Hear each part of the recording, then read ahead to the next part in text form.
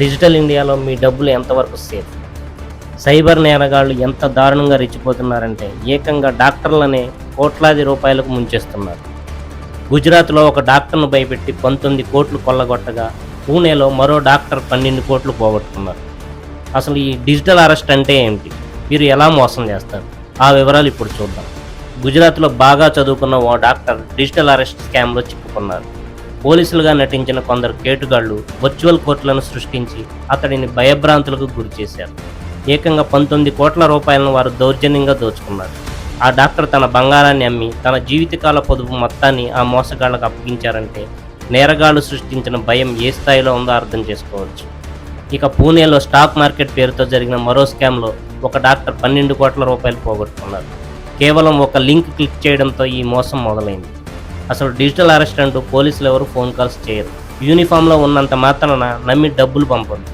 ఇలాంటి అన్రెగ్యులేటెడ్ ఎకానమీలు దేశంలో సమాంతరంగా నడుస్తుండడం మన సైబర్ సెక్యూరిటీ వైఫల్యానికి నిదర్శనమని సామాజిక మాధ్యమాల్లో ఆగ్రహం వ్యక్తమవుతోంది. మీకు ఎవరైనా పోలీసుల పేరుతో ఫోన్ చేసి భయపెట్టిన లింక్స్ క్లిక్ చేయమన్న వెంటనే సైబర్ క్రైమ్ పోలీసులకు సమాచారం ఇవ్వండి. మీ కష్టార్జితాన్ని కేటుగాళ్ల పాలు చేయకండి. ఈ వీడియోను అందరికీ షేర్ చేసి అప్రమత్తం చేయండి. వీడియోని తప్పకుండా లైక్ చేయండి. మరిన్ని అప్డేట్స్ కోసం సబ్స్క్రైబ్ చేసుకోండి. లైక్ చేయడం వల్ల మరింత మందికి ఇన్ఫర్మేషన్ చేరుతుంది.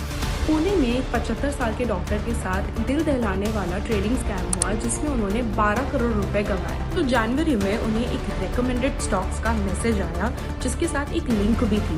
ऑफ कोर्स क्यूरियोसिटी की वजह से उन्होंने उस लिंक पे क्लिक किया और उन्हें एक व्हाट्सएप ग्रुप में ऐड कर दिया गया जहाँ पे लोग अपने प्रॉफिट्स दिखाकर भरोसा जीत रहे थे। ग्रुप मेंबर्स ने अपने आप को फाइनेंशियल एक्सपर्ट्स बताया और कहा कि आप 11 दिन में 50 करोड़ जितना कमा सकते हैं। फिर उन्हें एक फेक ट्रेडिंग ऐप पे लेके गए जहाँ पे वो डॉक्टर ने पैसा डालना शुरू कर दिया और सब कुछ सही लग रहा था। स्क्रीन पे प्रॉफिट्स भी दिख रहे थे।